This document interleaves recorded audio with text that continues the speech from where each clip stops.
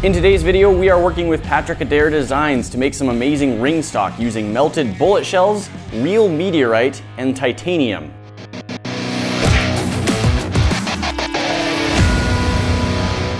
Hey guys, today we are here with Patrick from Patrick Adair Designs. Patrick, what does your company do? So I'm a ring maker. I love making rings, and I have a YouTube channel where I show you guys how I make them. So I just make a bunch of them, do a bunch of different designs.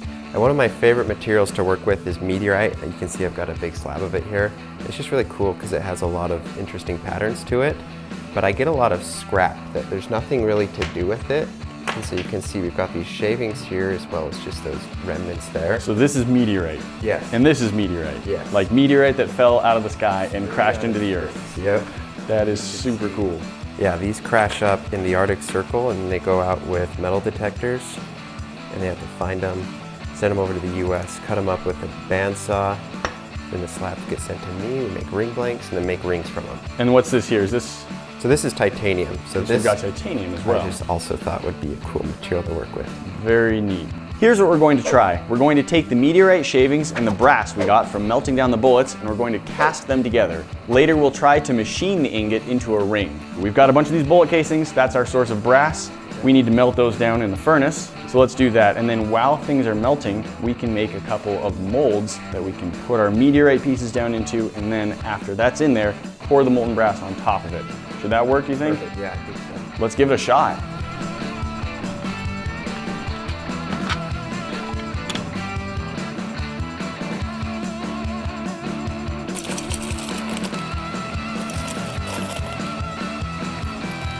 Oh, it's like an oven in there.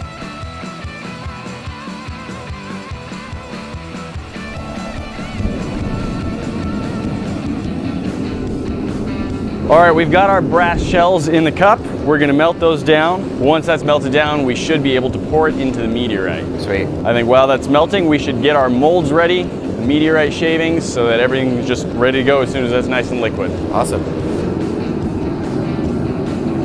I had a couple different ideas of how we can try casting this, and I admit that I have not done this a lot before, but you brought us these nice aluminum tubes, which hopefully should give us a nice clean cast. But aluminum has a lower melting point than brass, and I don't want to melt the tube as we pour it in. So we've also got some sand, and here's my thought. We can take the tube, press it down somewhat into the sand, and then build a bunch of sand up around the sides. That might act as a heat sink so that we can cast directly into the tube and not have it melt or deform too badly. And then we should get a nice cylinder of our pour. Perfect, yeah. And then I also have some of this silica fire brick, and this is extremely heat resistant and somewhat porous. So I was thinking we might be able to just drill a hole down into the fire brick and cast directly in it. Then once the casting cools down, we can just break the fire brick apart and reveal the casting inside. How do those sound? Sounds great, let's try it. Now this is an experiment. We're hoping it will work.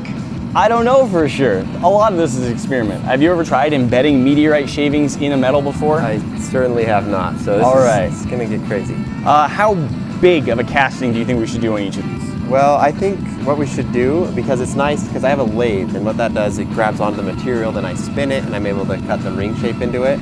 So I need a little bit of excess space for that, so I think that the plan should be, is we'll put about 1 inch or 2 of meteorite shavings down in the bottom of each of them, and then we'll fill it up with brass, and we'll go a little bit past that, and that just excess material, that'll be for me to grab onto.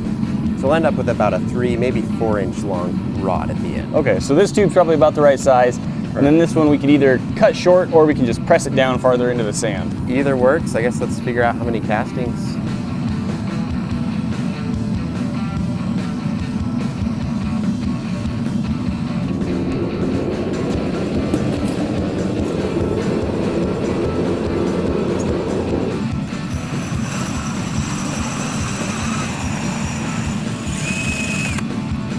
I think our brass is ready to be poured, so at this point, what do you think? Should we start taking our shavings and putting them into our 2 little tubes here? Yeah, let's try sprinkling some of these in.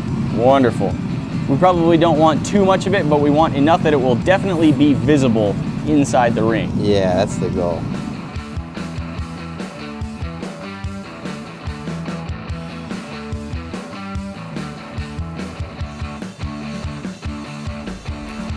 Boy. There we go. All right, here goes.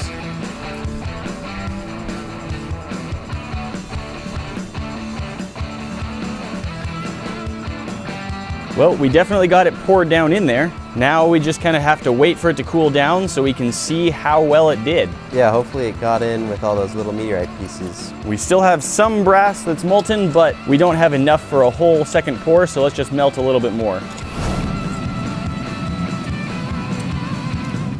Uh-oh.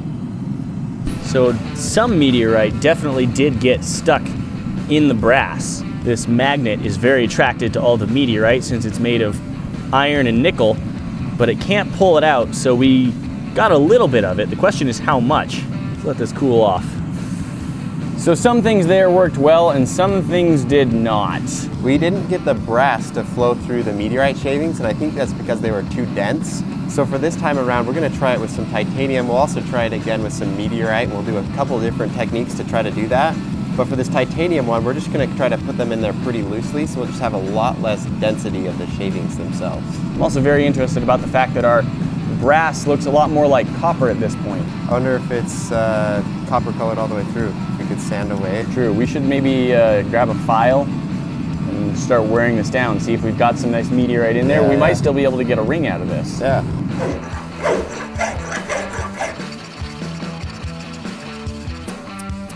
Well, I think we've got good brass. I'm just not so sure about the meteorite. Maybe we can try like pouring some brass and then putting some more shavings on top, sort of thing. Yeah, kind of layering it. Maybe that'll work.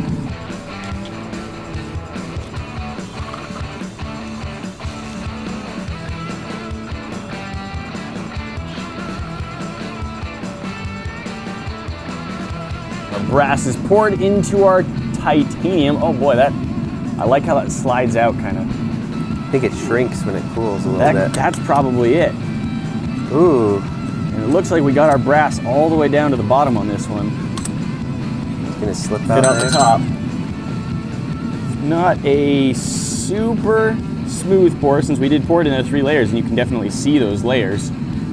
But the titanium is definitely in there.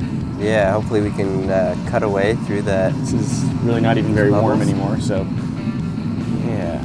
I bet you can get some good stuff out of this. Now, we don't really have the equipment here to show what's on the inside of this, but you have the equipment and you can cut this open and see what it looks like, right? Yes, we'll be taking a look at that pretty soon. Very cool. Well, let's try a couple more. I think this method worked better than just pouring it down on top of the meteorite shavings, so let's try the same thing with the meteorite in and then a little bit of brass and more meteorite and more brass, and there we go. See if we can't get this same result with the meteorite. And I think we might want to try a combo even too. Ooh, titanium and meteorite. Yeah, that might make for a That could be neat. nice combination. All right, let's try that. So let's get little bits of titanium and meteorite shavings all ready to go and try this same method again. All right. The titanium really holds itself together and makes much longer strands than the meteorite, it seems. Yeah, the meteorite kind of fragments. It's a lot more fragile. Almost like metal prepared by outer space isn't quite as refined as metal prepared by people on Earth. Interesting. Is that a diss on aliens? Suckers! Aliens got nothing on Earth. Welcome to Earth. Now we also have the other mold carved into our brick. What do we want to do in that one? Let's make this one kind of a combo. Okay. Let go. Let go. Okay, you can just come out too.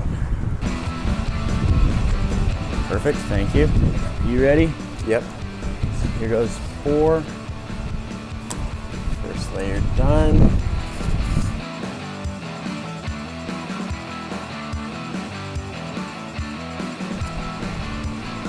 Oh, and that's cooled down. All right. Whew! Well, that's quite a bit more brass in those ones than we had before. Yeah, but, I think these will make some good castings. oh, interesting. The water seeps into the fire brick. You can see steam is actually just coming right out the side of the brick now.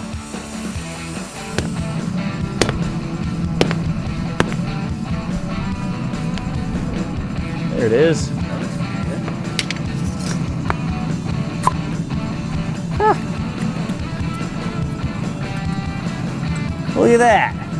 The layers look really bonded in this one. Yeah.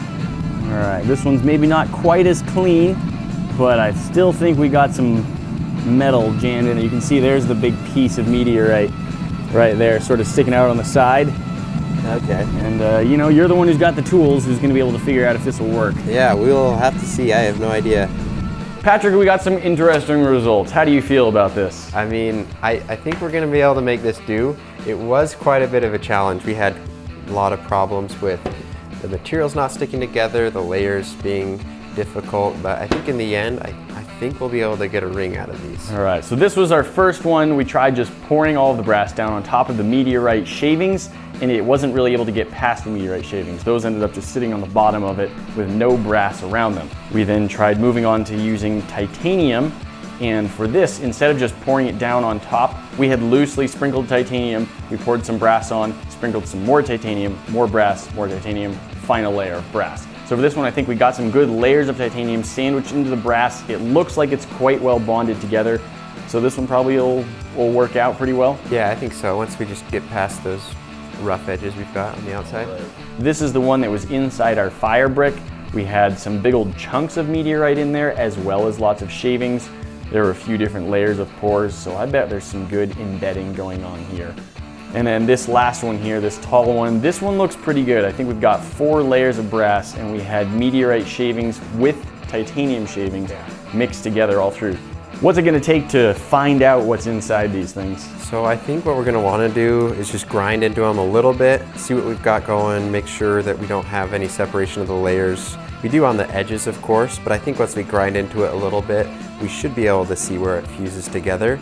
And then once we get it kind of shaved down and know what we're working with, that's when I'll put it in my lathe. We'll just be able to work with it and trim it away until we're left with a ring shape. So it should be really interesting to see how this goes. Cool. Where is going to be the best place to see the process of making these? So I'm actually going to be making a ring from these and then be posting that to my YouTube channel, and that's what my channel is. I just make a bunch of different rings out of a bunch of cool different exotic materials. So I think this is going to be a really interesting one. This ring here, what is this one? This is pretty cool. So this is actually a limited edition King of Random ring that we're going to do. It is carbon fiber and it's infused with titanium. So it's a really interesting material. That's on the outside, and then the resin on the inside, that is a glow resin, and it's just in that King of Random yellow. This is a prototype that's just a little bit more green, but both the interior plastic and the color that it glows in the dark will be yellow. Look for those on his website, Patrick Adair Designs. The link is in the description below. Guys, that's not all. If you want to see Patrick's video of turning this brass ingot into an amazing ring, just click the box up at the top. If you want to get a meteorite or carbon fiber glow ring of your very own, just check the link in the description below. Hit this bomb to become a subscriber to the channel so you never miss out on a video. Don't forget to ring that bell, and we'll see you in the next one. Talk to you then.